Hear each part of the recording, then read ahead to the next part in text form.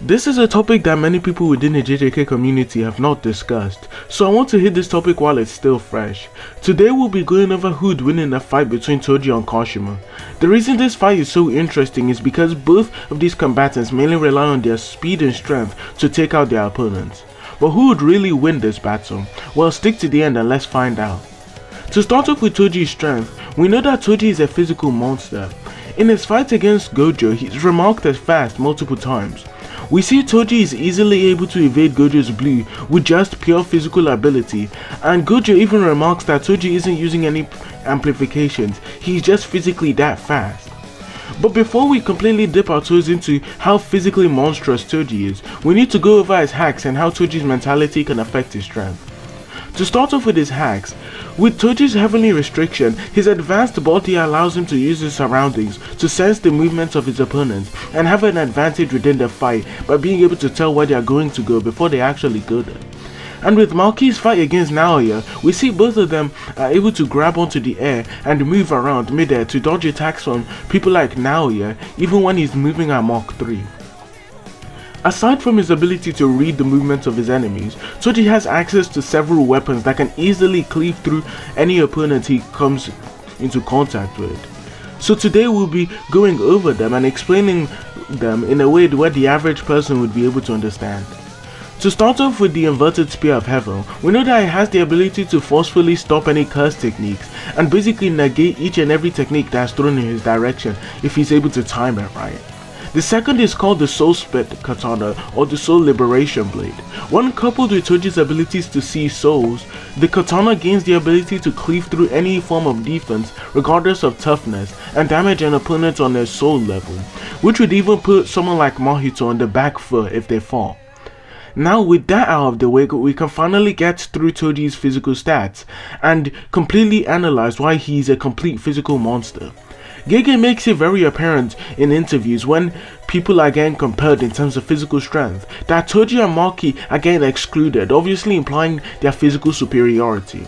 Added on to this, Gojo describes Toji as too fast that he can't send out any precise attacks at him, so during their fight he chooses to use his maximum output blue. So even from his first official introduction, he was already considered a beast and a monster. Though he suffers a crushing defeat to Gojo in their second fight, it is to be noted that Toji's mentality was greatly affecting his strength, something most fans don't seem to notice when they read the series. It's shown in Maki's fight against Naoya that her mindset was what was stopping her from reaching her free state or her true self. When she did reach it, we see she is massively faster than before and is able to dodge attacks that previously blitzed her. The same should be applied to Toji. If Toji had stayed true to his true self, he wouldn't have fought Gojo again after the mission was complete, as he says to himself, and by doing so and by fighting Gojo, he binds himself down to other people's expectations, which causes him to lose strength and ultimately be killed during the fight. We next see Toji fight when he's animated by Granny Ogi's curse technique, where Toji's physical body is so strong that it's able to suppress the soul of Ogi's son and ultimately take him over, allowing him to run rampant till he dies. During this chapter, there is a very interesting statement made by Viz that whenever Toji is noted to be Zenin or bears the name Zenin, he is stronger than he was when he was called Fushiguro. However, like many of Viz's other translations, this is completely wrong, and the actual kanji simply translates to calling someone by their first name is simply more effective in necromancy than their strength being affected. This again is just more showings and more consistency of Viz basically having inaccurate translations, and I don't think I need to go into that too much because everyone should know this by now. Toji's next showings come from when he pulls up on Dargon and shows his ability to move while midair. We see he is casually able to blitz Maki and proceeds to run across water and absolutely manhandle Dargon. While using Playful Cloud, we see he knocks around Dargon, and after sharpening it, he turns it into a spear and is able to thrust it into Dargon's head so hard that the chains holding the weapon together completely snap. This is an insane feat, seeing as people like Todo or even Geto, who's a special grade sorcerer at the time, are unable to wield this tool even when amplifying it without their cursed energy and still don't break it, but Toji can do this casually. Toji then proceeds to run into Megumi and instantly perception blitzes him, moving so quickly that Toji can't even perceive him. People like using Toji being compared to Three Finger as a method to downscale him. However, Megumi can't really perceive Sukuna when he's actually trying, and he can't perceive a casual Toji either, so he really has no basis to make these statements.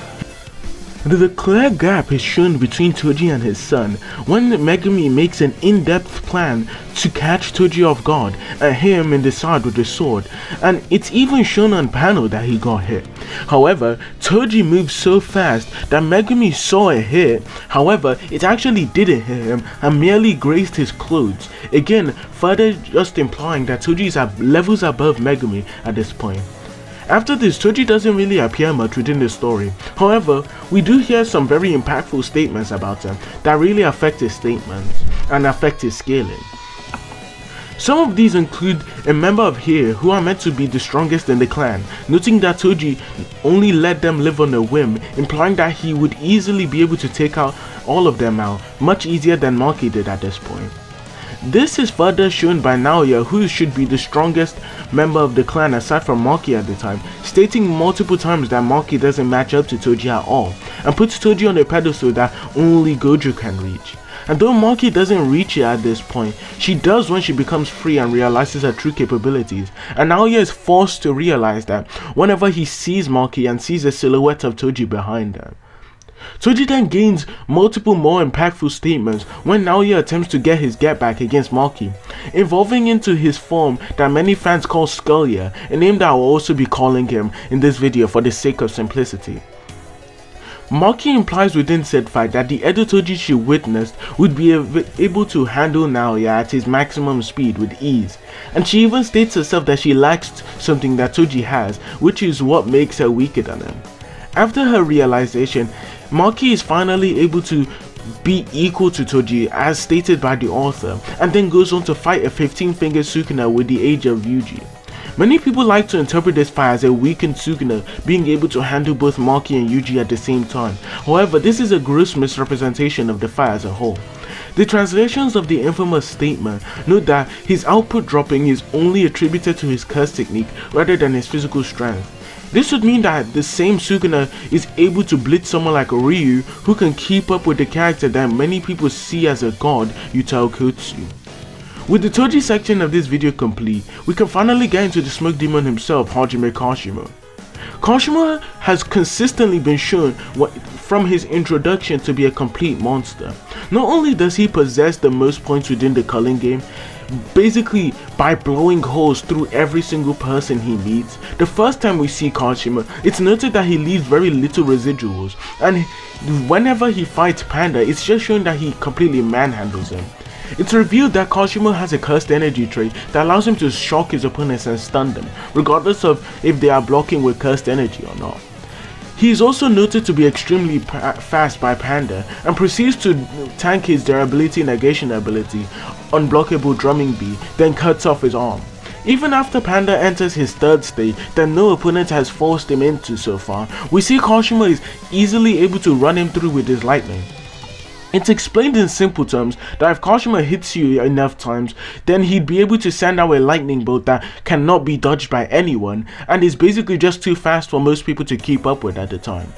The lightning bolt is described to be unblockable and will not miss his opponent. However, Kashimo can't use it consistently because he needs to hit his opponent a bunch for it to activate, and Hikari even says that himself. However, he compensates for this weakness with the shocking speed as Panda describes him. He is so strong and his fighting instinct is even described as lightning-like, and if you want to use the Viz, his lightning is literal and he moves at the speed of lightning, and anyone who is able to react to it should scale to it too. However, Viz's translations obviously suck, so I wouldn't take their interpretations of the manga as entirely valid. Kashimo's showings against Hikari are undoubtedly the most impressive that he has. Hikari is someone who has consistently been stated to be above Yuta. We see Kashimo was put on the back heel at the start due to him underestimating Hikari. However, that doesn't mean that he'd suddenly be weaker than him.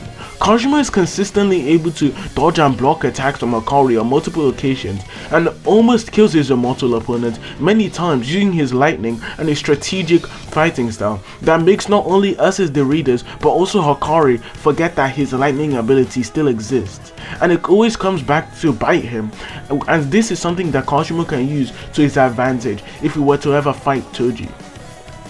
Kashimo's main fighting style revolves around two parts. Either he uses his staff to stab and rip off pieces of his opponent, dealing fatal damage with each blow, or he runs in with his physicals alone and punches his opponent till he builds up enough charge for his lightning ability. Hajime continues to fight Hakari, even tanking his kicks while off guard, and is continuously able to press him.